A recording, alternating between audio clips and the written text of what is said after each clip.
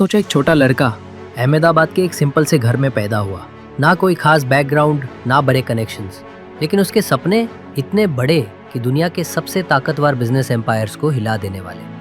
ये कहानी है गौतम अडानी की, एक ऐसे इंसान की जो छोटे शहर से उठा बट दुनिया के सबसे पावरफुल बिजनेसमैन में शुमार हुआ। 1980s का अहमदाबाद, एक मिडिल क्लास जैन परिवार। गौतम अडानी के फादर शांतिलाल अडानी एक छोटे टेक्सटाइल ट्रेडर थे। फैमिली का काम था कपड़े का बिजनेस, पर गौतम, उसकी सोच बिल्कुल अलग थी। उसने बचपन में ही समझ लिया था, अगर मैं भी फैमिली के बिजनेस में अटक गया तो जिंदगी वही करेगी। बट उसके अंदर एक भूख थी, ग्रोथ की भूख। स्कूल के दिनों में वो एक एवरेज स्टूडेंट था, लेकिन आंखों में जुनून था। लोग कहते थे ये लड़का कुछ बड़ा करेगा। 18-19 साल का होते ही उसने बोल्ड डिसीजन लिया, फैमिली बिजनेस छोड़कर चला गया मुंबई उस वक्त नए इंडिया का सिंबल थी। यहाँ उसने डायमंड ट्रेडिंग में नौकरी शुरू की, एक ट्रेनी। बट 2-3 साल में ट्रेडिंग का गेम समझ गया। समझ आया कि डायमंड्स में मार्जिन है, लेकिन रिस्क भी बड़ा है। देयरफॉर डिसाइड किया अपना रास्ता बनाना होगा। 1982 में बड़े भाई मानसुख भाई ने अहमदाबाद में प्लास्टिक यूनिट खोला।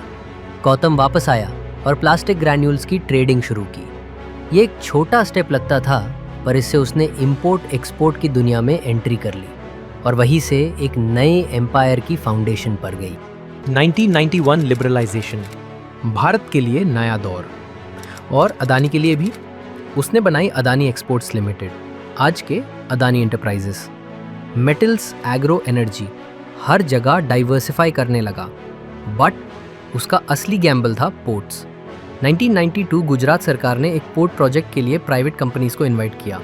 सब डरे, लेकिन अदानी ने मुंद्रा के छोटे कोस्टल एरिया को चुन लिया। लोग हंस रहे थे, यहाँ से क्या होगा, बट अदानी ने ठान ली। स्टेप बाय स्टेप मुंद्रा को बनाया। धीरे धीरे वो बन गया इंडिया का लार्जेस्ट कमर्शियल पोर्ट। ये था उसका टर्निंग पॉइंट, एक ट्रेडर से एम्पायर बिल्डर। मुंद्रा ने अदानी को एक नया स्टैचर दिया, लेकिन ये सिर्फ उसकी विजन की वजह से नहीं था। पॉलिटिकल हवा भी उसके फेवर में थी। 2001 में नरेंद्र मोदी गुजरात के सीएम बने। गुजरात का एजेंडा था डेवलपमेंट और इंडस्ट्रियलाइजेशन। देयरफॉर अदानी को फर्टाइल ग्राउंड मिला अपना एम्पायर एक्सपैंड करने के लिए। पोर्ट के बाद अदानी ने एनर्जी सेक्टर में बड़ा कदम उठाया। Coal imports, power plants, transmission lines. Growth तेज थी, बट कंट्रोवर्सीज भी। इन्वायरमेंटलिस्ट और ऑपोजिशन ने क्वेश्चंस उठाए, टू बिग, टू फास्ट, पर अदानी का मंत्रा था ignore noise, focus on scale.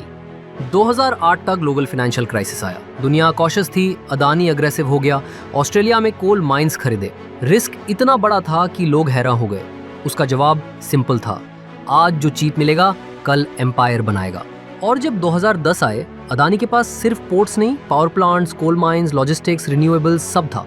और फिर 2014 नरेंद्र मोदी पीएम बने। स्पॉटलाइट सीधा अदानी पर गिर गई।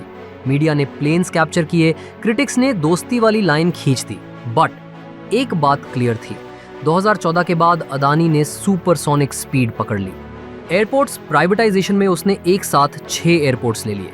पोर्ट्स का किंग, स्काई का भी किंग। रिन्यूएबल एनर्जी में पिवट किया, विंड, सोलर, ग्रीन हाइड्रोजन। और 2021 तक अदानी ग्रीन एनर्जी एशिया की टॉप कंपनी बन गई। डिफेंस और मीडिया में एंट्री ली, एनडीटीवी एक्वायर किया। अब अदानी सिर्फ बिजनेसमैन नहीं, एक नैरेटिव चेंजर बन गया।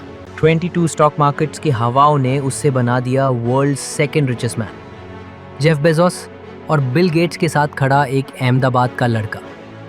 बट जब उड़ान सबसे ऊंची होती है, तभी तूफान आता है। जनवरी 2023, Hindenburg research report.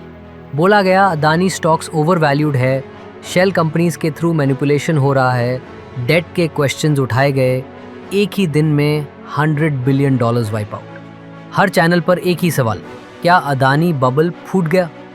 But Adani ने फाइट बैक मोड ऑन किया। बोला ये मलिशियस है, भारत के विकास को रोकने की साजिश है। एफपीओ कैंसिल किया, लोन्स जल्दी रीपे किए। जीक्यूजी पार्टनर्स जैसे ग्लोबल इन्वेस्टर्स ने फिर से पैसा लगाया। टोटल एनर्जीज के साथ ग्रीन एनर्जी डील्स को हाईलाइट किया। नॉर्मल बिजनेसमैन सेफ खेलता, बट अदानी ने रिन्यूएबल्स पर डबल बेट लगाया। Solar, green hydrogen, wind. बोला world's largest renewable energy company बनेंगे। ये पैसा कमाने का प्रोजेक्ट नहीं था, ये लेगेसी का प्रोजेक्ट था। 2024-2025 तक अदानी ग्रुप ने अपनी पोजीशन फिर से स्ट्रॉन्ग कर ली। पोर्ट्स नेटवर्क सबसे बड़ा, airports millions of passengers handle करते, रिन्यूएबल एनर्जी में वर्ल्ड लीडर बनने की रेस, डिफेंस और डिजिटल इंफ्रा में एंट्री। हाँ, कंट्रोवर्सीज अभी भी है, डेट का प्रेशर, पॉलिटिकल प्रॉक्सिमिटी के allegations, environmental questions, but Adani का मंत्र वही है, कभी रुकना नहीं। और अगर हम उसकी जर्नी को देखें तो एक छोटे अहमदाबाद के लड़के से लेकर ग्लोबल टाइकून तक, ये कहानी एक पैराडॉक्स है। एक तरफ विजनरी लीडर जो भारत को ग्लोबल स्टेज पर ले जा रहा है, दूसरी तरफ कंट्रोवर्शियल टाइकून जो कांस्टेंट स्क्रूटनी में है। सोचो, एक लड़का जो मुंबई के डायमंड मार्केट में ट्रेनी था, आज उसके डिसीजंस एशिया के इकोनॉमीज़ को हिला देते हैं। एक लड़का जिसे स्कूल में एवरेज बोला जाता था, आज दुनिया के रिचेस्ट लिस्ट में आता है। बट हर कहानी के एंड में एक सवाल होता है। अदानी की कहानी का भी सवाल ये है, क्या ये एम्पायर एक दिन रोम की तरह कोलैप्स करेगा या फिर ग्रेट वॉल की तरह सेंचुरीज तक खड़ा रहेगा? तो जो कहानी अहमदाबाद के एक छोटे से घर में शुरू हुई थी, आज वो दुनिया के बोर्ड रूम्स में लिखी जा रही है। गौतम अदानी, एक नाम जो या तो भारत का सबसे बड़ा प्राइड बनेगा या सबसे बड़ा कॉशनरी टेल। और फिलहाल दुनिया बस ये देख रही है, the Ahmedabad boy who refuses to stop.